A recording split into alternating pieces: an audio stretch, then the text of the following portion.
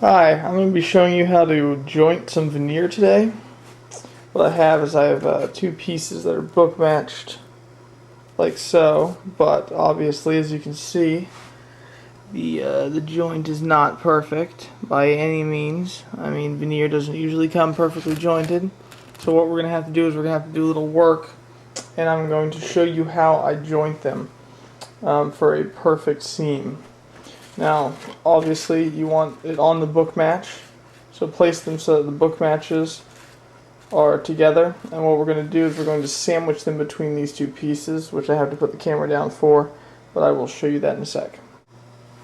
Here you can see that I've got a piece of wood underneath, and then also a piece of wood above it, so that I have the two pieces of veneer book matched squeezed in between the two pieces, and this will keep them flat while I do my jointing.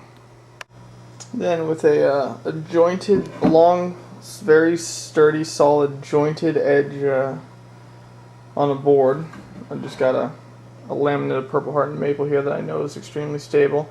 I've stuck some high quality sandpaper, and essentially all you're going to do is push this up to the edge, and obviously the less you have sticking out here, the less of a chance of you breaking the veneer when you push this up against it. Then essentially all we're going to do is put pressure towards the piece, try and keep this as flat as possible, and simply sand along it until you have your edge. When you think that you've got it all jointed nicely, and you can usually tell if you've hit all the areas by there being a little sanding dust on the edges of the pieces. That doesn't mean that it's perfectly straight though, so we're going to pull it out and test the fit. And that we're simply going to do, once again it's difficult with only one hand, but by pushing the pieces together, and as you can see, I mean, that's a flawless seam. And you test it all over, not just in one spot. As you can see, I've got a nice seam. I then connect the piece using waterless veneer tape. I'm partial to that. It's a little faster than the kind you have to wet and let dry. And then I'll finally go over the actual seam, just in case some of the veneer wants to pop over and lap over, which it shouldn't if I have a good joint, but just in case, I also go over that center seam with some just standard masking tape. That'll do the job. And here we now have our prepped and ready veneer to be cut to size. I don't want any overhanging of the veneer off of the edge of the board, so if my board ends here, I want to trim everything to that side, because if it overhangs, it'll actually crack the veneer in the veneer press and bend it over. And if you're using a vacuum press, it's not going to create a perfect 90 when it cracks, and that little tiny bit will actually lift the veneer up off the edge, and you won't have a good glue joint at the edge, and it'll flake off later, and you'll just have a bad looking board.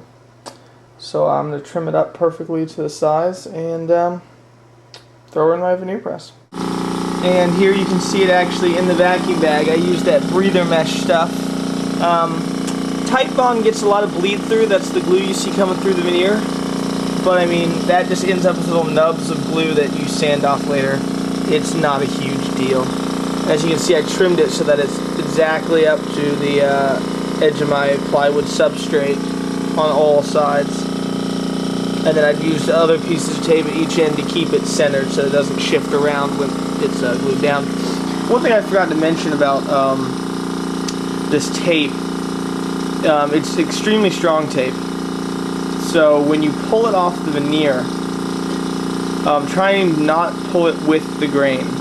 It has, especially on this curly mahogany, it has lifted the grain with it.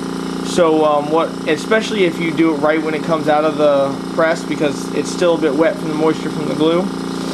So what I've started doing is get a heat gun and lightly hit the tape with a heat gun, and that loosens the glue from the tape, and you can pull it off a lot easier without worrying about hurting your veneer.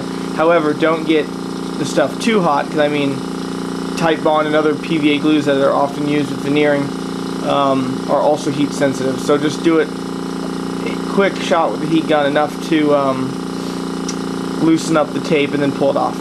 And then you'll have a gorgeous veneered board.